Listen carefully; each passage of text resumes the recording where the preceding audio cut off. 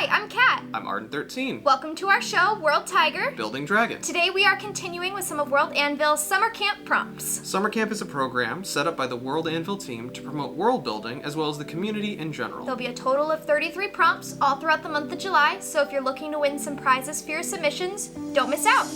World Anvil is a free in-browser tool that has everything that a world builder or a GM may ever need. They also have some really incredible subscription options, so make sure to go check those out as well. They're totally affordable, totally worth it. If you're interested, please go check them out. But in any case, I think it's time we got to the prompt.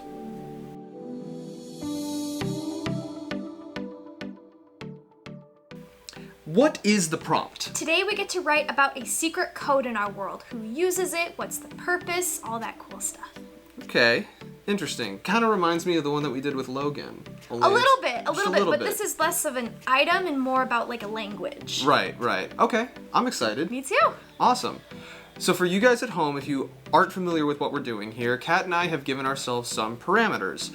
Each of us has 30 minutes to answer the prompt. Each of our submissions have to be at minimum 300 words. After our 30 minutes are up and our 300 words have been written, we are going to come back together and share what we came up with. Some of our best ideas come from our collaborations. That they have. You ready for this? Yes. Let's do this. Time skip!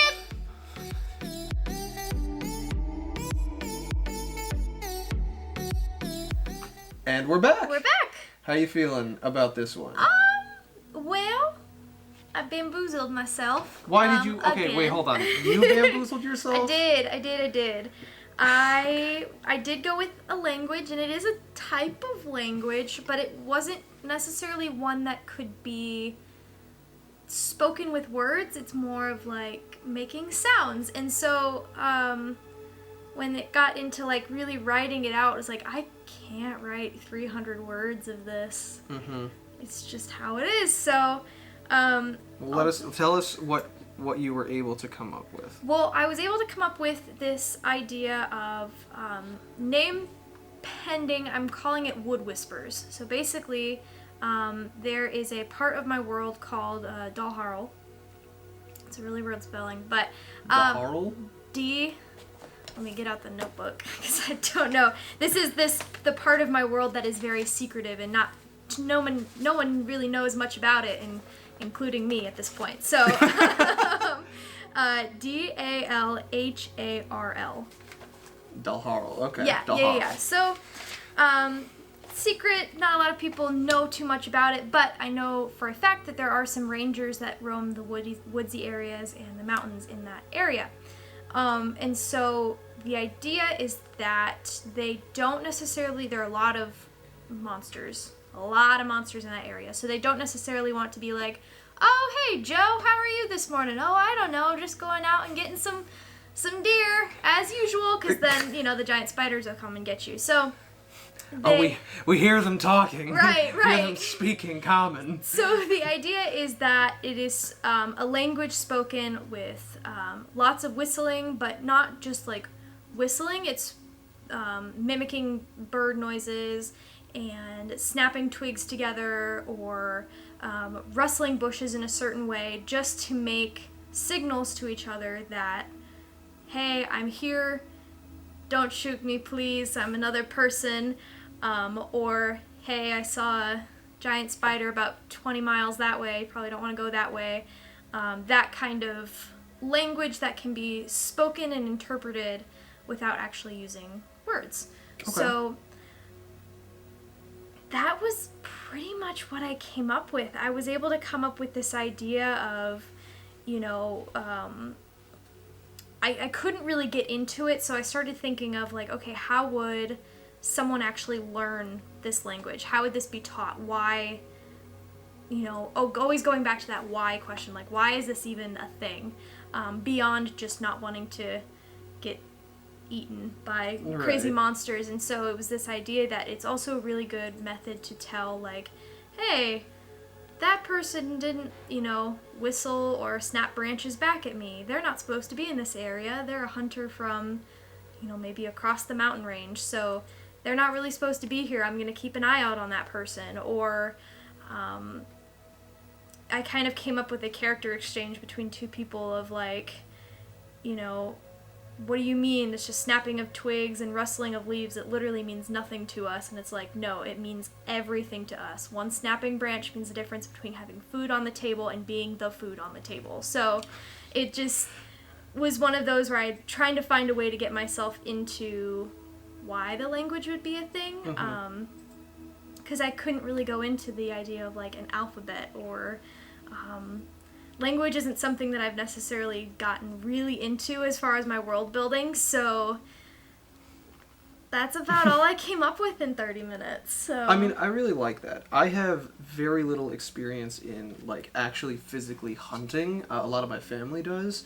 However, I really connect with the idea of like what you were talking about, how, you know, oh, that person didn't snap branches back at me, I'm going to keep an eye on them or whatever. It adds another level of culture to the people that are living in this environment and choose to be here. And it's a really interesting way because, and I like how, you know, the prompt said that we needed to talk about it being a secretive sort of a situation. Is like, well, if they're just making sounds that any normal person would hear in the woods and just assume are like the sounds of the forest, but it's a communications network, like that's really big and that's really cool. I really like that detail. It also, to me, like one of the things that I've always not necessarily had a problem with, but I've always kind of been like, has taken away the mystique and the allure of hunting for me, is, you know, people walking out and wearing those like gaudy orange vests. Yeah. And of course, you know, there's a safety thing behind that. For sure. Please wear your orange vest if you're going out hunting. But I really like this kind of adding a level, specifically in this region, a level of understanding, like, is that a thing in the bushes? Like, is that a person in the bushes, or is that is that dinner, or is that a person? And like getting your whistles in or whatever and waiting for the whistle back to like say, yeah, I'm a dude, don't shoot me, please. Like, I like that. And it adds a level of I don't want to it's the, I guess, the opposite of frenzy. There's almost an art and a level of appreciation for the forest and for the environment in that you're not bloodying it. You're not like, you know, finger on the trigger, like ready to pull on something. You're very cautious, you're very hesitant, you're very calculated about that. Because the other thing is that in this part of the world, one arrow can take down a lot of the prey. One arrow will not take down a lot of the predators. So if you hit something and, you know, maybe you didn't take it down with that first shot, you're kind of screwing yourself over because now it knows where you are, the direction where you are. So in that area, it is very carefully calculating, making sure you know exactly what you're hitting, where, and why. I think looking back at this, I did have a couple different things. I put it in the wrong area, I think, as far as World Anvil formatting is concerned, but the idea of snapping different sized branches or different types of branches will make different noises. So there's also that level of intelligence knowing, like, if I snap this branch that's this much, it'll make this noise, and that's what it will signal. So having that additional, like, you need to know a lot of things about the forest before you go out here, so that you can communicate well, and it takes years and years and years of training before you even fully understand the whispers. The whispers of the wood. I also, so one thing that I really enjoy about your world building style is that you have these like quotes, like, you know, an arrow can be the difference between, or I'm sorry, not the arrow.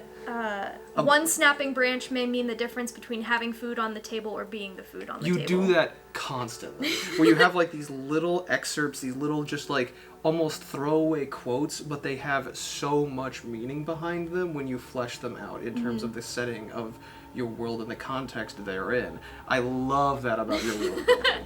That is so cool to me. It's just something that's easier for me to fall back into, of that, like, going, like, I'm building Theatrim so I can make stories, so falling back into, like, I didn't have any of this before going into this prompt, and so it was just this idea of, like, I have these rangers out in the forest, you know, it's kind of this mentor teaching the student idea, what would that look like, what would that be, why would this be difficult, but yeah.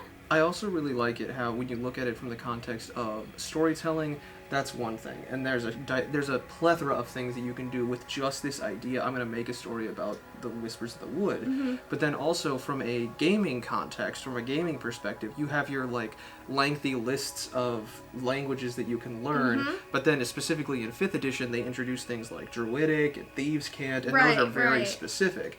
This is something that would be really cool, just breaking away from those regular molds of like, oh, they can speak Sylvain or they can speak Orcish or whatever. It's like, no, they know the Whispers of the Wood. Like, that's a learned skill that they have, and I love that. Like detail. having a campaign and just being able to look at one of your players and be like, you hear a whistle, but you know what that means, and just having, because I love having those secret conversations where it's like, it's just the dungeon or the game master and one player, and they get the little snippet extra of the story, and I don't know, I love giving that the little something extra. I just like because it's layers. It's all the layers.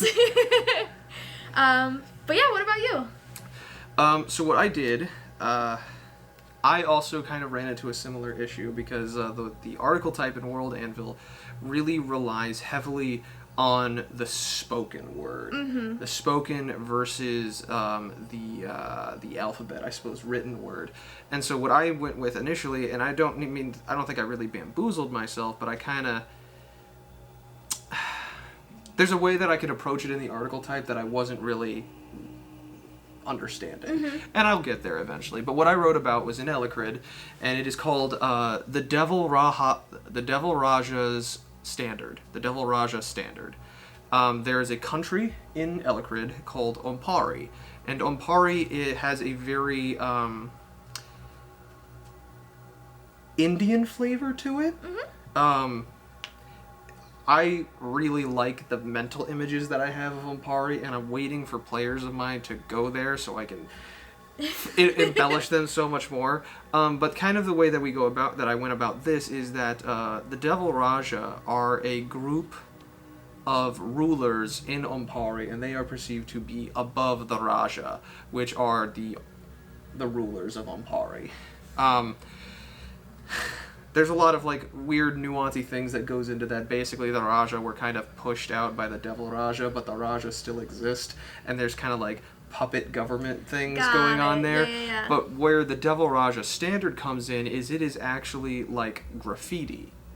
It is a secret language through graffiti, but they're not like graffitiing words, they're pictures, they're pictographs, they're images, almost like hieroglyphics in a way, that a certain string of them together create the message that you were trying to communicate. And this is kind of like the big spoilery thing about the Devil Raja, but it doesn't really matter because you're kind of already putting it together. They're devils. Specifically in the D&D setting, if you look at it from the context of Dungeons and Dragons, they're Rakshasa. The country's like upper echelon of rulership is Rakshasa. But one of these details that I really enjoy about the Rakshasa is the fact that they don't get along with each other at all. If a Rakshasa realizes that another Rakshasa is in their territory, it turns into all-out gang warfare. Oh, God. Like, it turns into war. And so I really have this awesome idea, and I was actually writing a kind of a little bit of a blurb about this, about a city in particular that has 5 Rakshasa in it. Oh, no. And it's bad. Yeah. It's real tense in that city. But so the Devil Raja Standard is basically graffiti that marks territories, marks things that are belonging to one Devil Raja or the other, and so anyone who understands that language or understands like what that graffiti is, basically like either the Rakshasa or like their initial inner circle brood, will know, hey, we shouldn't go here, this other person owns this territory, or, you know, maybe we should start to undermine and subterfuge here. Right. Now, where I kind of got a little bit backtracky and double-backed on myself is that I kind of added a spoken form? Because initially I was just saying that this is a pictographic language that could be easily translated into any any language, because you're just basically putting together what these images in a string mean. So there's kind of like this spoken version, which draws it's a dialect that kind of combines the common infernal tongue, which I described to be very aggressive, very consonant heavy, where if somebody was speaking a line of the common infernal, they would have to take multiple breaks to breathe just because of the emphasis on the consonants, whereas the combination of the Sitru, which is the native language of Ampari, combined with this infernal, has a little bit more eloquence. It's more emphasizing the vowels of the words. In this way, they can make they can string many clauses and phrases together in a single breath. It's more or less an allusion to the fact that when the Raja and the Devil Raja were kind of like mixing, and the Devil Raja were kind of coming over the Raja. So they were adopting their language, the Devil Raja, literally to overthrow them. Right. So it's this merging of two different languages but mostly just the pictures. But mostly just the pictures, essentially, yeah. So in the spoken version, it's this merging of two languages, but in the written word, it would more or less be this pictographic form. Yeah. And I love the idea that they have common phrases. Yeah. I thought that was really cool. And also the idea of the dictionary, which I couldn't do for pictography. Pictography? Pictography? Help me out. But I talked about the common phrases, and they're all just like, beware, this belongs to whomever, this territory. Stay out. Like, it's all of these, go away. You know, trespassers will be, I like it. Trespassers will be killed or devoured. Depending on the Devil Raja's feeling. So, I kind of got to focus a little bit more on how mine was maybe passed down, or how people kind of got to learn this language. How would people learn from this? Or is it just literally taking a picture for what it is and kind of piecing it together in your mind? I think it's very much, there is an understood, I actually kind of thought about that. I apologize, I'm jumping back and forth there. I think I thought about that a little bit, because one picture, one hieroglyph could have various different meanings to whichever Devil Raja is the one who wrote it, or whichever one of their brood is the one who wrote it. So it's like trying to piece together what exactly. I would say the variation is slight, but there are those differences.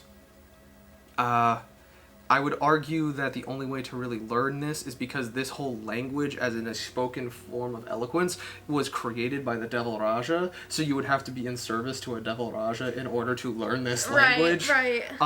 Whereas it just looks like graffiti to the common person.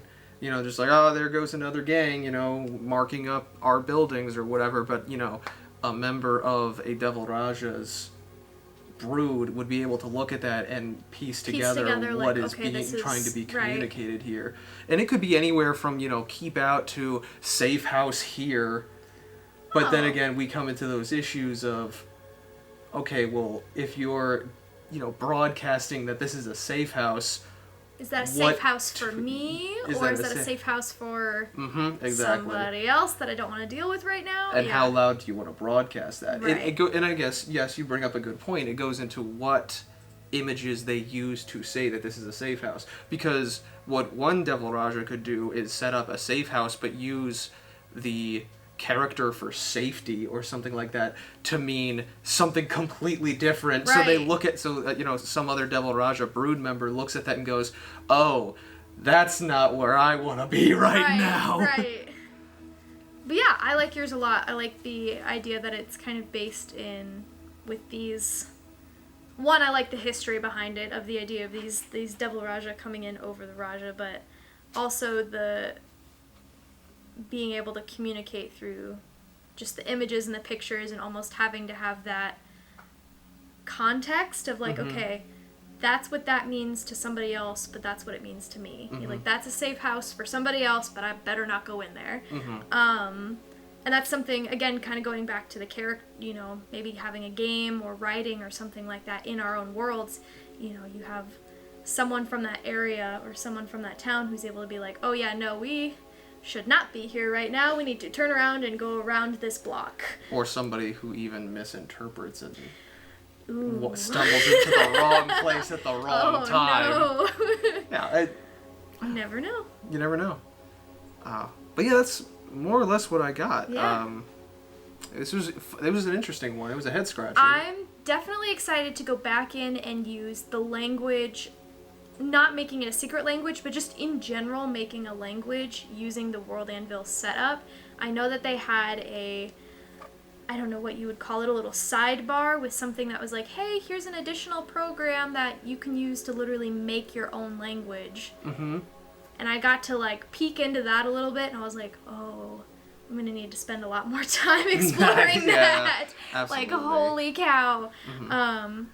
But yeah, that's all I had for the whispers. If you don't mind, I wanted to take a quick second because a lot of my understanding and inspiration of Rakshasa actually came from a YouTuber, and can I give him a shout out? Yeah, go for it. Yeah, so Mr. Rex on YouTube, I'll give a link to his YouTube channel down below, is an incredible YouTube channel that has been incredibly enlightening to me and informative as a game master who runs a lot of games of Dungeons and Dragons. Creatures in D&D that may not have the best description in the monster manual, but like have so much lore and understanding. And his video about Rakshasa really helped kind of encourage my thinking about this and development of Ampari as a society. So I'm going to leave a link to that video and his channel down below. Please go check it out. It's super cool. Cool. But that's all I had. That's all I wanted to add. Yeah, and that's all I got. Cool. Thank you so much for joining us today. Let us know in the comments below something that you liked about today's video, or if you have an idea that you're willing to share. If you enjoyed today's video, please make sure to hit all those buttons that everyone else bugs you about. We'd love for you to join our lunch table. And go check out World Anvil if you're interested. You guys have been great. I'm Kat. I'm Arden13. I'm still waiting on that ramen. We'll see you next time. Bye.